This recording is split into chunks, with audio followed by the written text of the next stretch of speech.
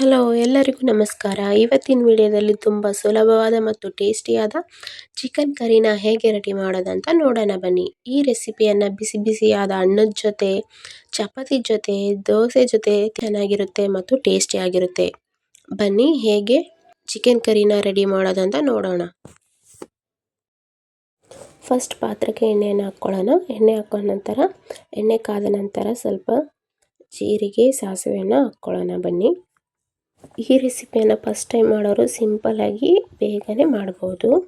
ಮತ್ತು 4ರಿಂದ 5 ಕರಿಬೇವು ಹಾಕ್ಕೊಳ್ಳೋಣ.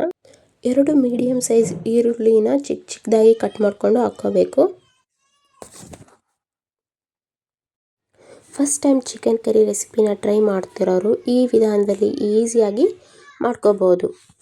ಒಂದು ಪಾತ್ರೆಯಲ್ಲಿ ನೀರನ್ನು ತಗೊಂಡು ಚೆನ್ನಾಗಿ ಚಿಕನ್ನ ಕ್ಲೀನ್ ಮಾಡ್ಕೊಳ್ಳೋಣ ಬನ್ನಿ.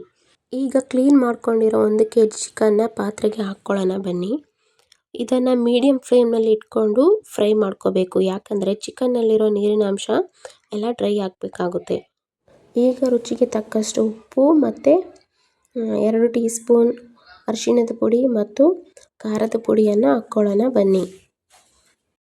ನೋಡಿ, ಚಿಕನ್ ಚೆನ್ನಾಗಿ ಕುದೀತಾ ಇದೆ. ಅರಿಶಿಣ ಪುಡಿ ಖಾರದ ಪುಡಿ ಹಾಕ್ಕೊಂಡ ನಂತರ ಚಿಕನ್ಗೆ ಚೆನ್ನಾಗಿ ಮಿಕ್ಸ್ ಮಾಡ್ಕೋಬೇಕು. ನಿಮಗೆ ಮಸಾಲೆ ಇಷ್ಟ ಆದರೆ ಚಿಕನ್ ಮಸಾಲನ ಸಹ ಆ್ಯಡ್ ಮಾಡ್ಕೋಬೋದು. ಇದನ್ನು ಚೆನ್ನಾಗಿ ಮಿಕ್ಸ್ ಮಾಡ್ಕೊಳ್ಳೋಣ ಬನ್ನಿ. ಚಿಕನ್ ಬೇಯೋದಕ್ಕೆ 10ರಿಂದ 15 ನಿಮಿಷ ಬೇಕಾಗುತ್ತದೆ. ಇದಕ್ಕೆ ಸ್ವಲ್ಪ ನೀರನ್ನು ಆ್ಯಡ್ ಮಾಡ್ಕೋಬೇಕು. ಚಿಕನ್ ಚೆನ್ನಾಗಿ ಬೇಯೋದಕ್ಕೆ ನೀರನ್ನು ಆ್ಯಡ್ ಮಾಡಿಕೊಂಡ್ರೆ ಚೆನ್ನಾಗಿ ಬೇಯುತ್ತೆ. ಈಗ ಚಿಕನ್ಗೆ ಪೇಸ್ಟ್ನ ರೆಡಿ ಮಾಡ್ಕೊಳ್ಳೋಣ ಬನ್ನಿ. ಈ ಪೇಸ್ಟ್ಗೆ ಬೇಕಾಗುವಂಥ ಸಾಮಗ್ರಿಗಳೇನೆಂದರೆ 2 ಈರುಳ್ಳಿ, ಕೊತ್ತಂಬರಿ ಮತ್ತು ಜೀರಿಗೆಯನ್ನು ಎಣ್ಣೆಯಲ್ಲಿ ಫ್ರೈ ಮಾಡ್ಕೊಬೇಕು. ಮತ್ತು ತುರಿದಿರುವ ಕೊಬ್ಬರಿಯನ್ನು ತಗೊಂಡು ಮಿಕ್ಸಿ ಜಾರ್ಗೆ ಹಾಕ್ಕೊಳ್ಳೋಣ. ಮಿಕ್ಸಿ ಜಾರಲ್ಲಿ ಶುಂಠಿ, ಬೆಳ್ಳುಳ್ಳಿಯನ್ನು ಹಾಕ್ಕೋಬೇಕು. ಪೇಸ್ಟ್ನ ರೆಡಿ ಮಾಡ್ಕೊಬೇಕು. ಸ್ವಲ್ಪ ಬೇಕಾದರೆ ನೀರನ್ನು ಹಾಕ್ಕೋಬೋದು, ಬೇಡ ಅಂದರೆ ನೀರನ್ನು ಹಾಕ್ಕೋಬಾರ್ದು. ಈ ರೀತಿ ಪೇಸ್ಟ್ನ ರೆಡಿ ಮಾಡ್ಕೊಳ್ಳೋಣ ಬನ್ನಿ. ರೆಡಿ ಮಾಡ್ಕೊಂಡಿರೋ ಪೇಸ್ಟ್ನ ಚಿಕನ್ಗೆ ಆ್ಯಡ್ ಮಾಡ್ಕೊಬೇಕು. ಈಗ ಚಿಕನ್ ಕುದೀತಿದೆಯಾ ಅಂತ ನೋಡೋಣ. ಚಿಕನ್ ಕುದ ನಂತರ ಸ್ವಲ್ಪ ಧನಿಯಾ ಪುಡಿ ಮತ್ತು ಪೇಸ್ಟ್ನ ಮಿಕ್ಸ್ ಮಾಡ್ಕೊಳ್ಳೋಣ ಬನ್ನಿ. ಪೇಸ್ಟ್ನ ಹಾಕ್ಕೊಳ್ಳೋಣ. ಪೇಸ್ಟ್ನ ಹಾಕ್ಕೊಂಡು ಚೆನ್ನಾಗಿ ಕಲಿಸ್ಕೋಬೇಕು.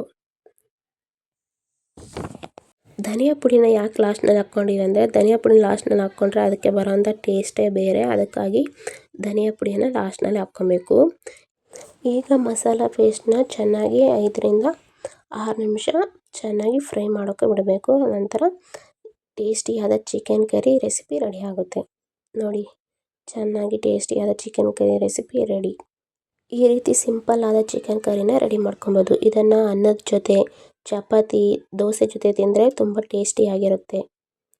ಈ ಚಿಕನ್ ಕರಿ ನಿಮ್ಗೆ ಇಷ್ಟ ಆದರೆ ಲೈಕ್ ಮಾಡಿ, ಶೇರ್ ಮಾಡಿ, ಸಬ್ಸ್ಕ್ರೈಬ್ ಮಾಡಿ. ಈ ರೀತಿ ಟೇಸ್ಟಿಯಾದ ಚಿಕನ್ ಕರಿಯನ್ನು ನೀವು ಮನೆಯಲ್ಲಿ ಟ್ರೈ ಮಾಡಿ ನೋಡಿ.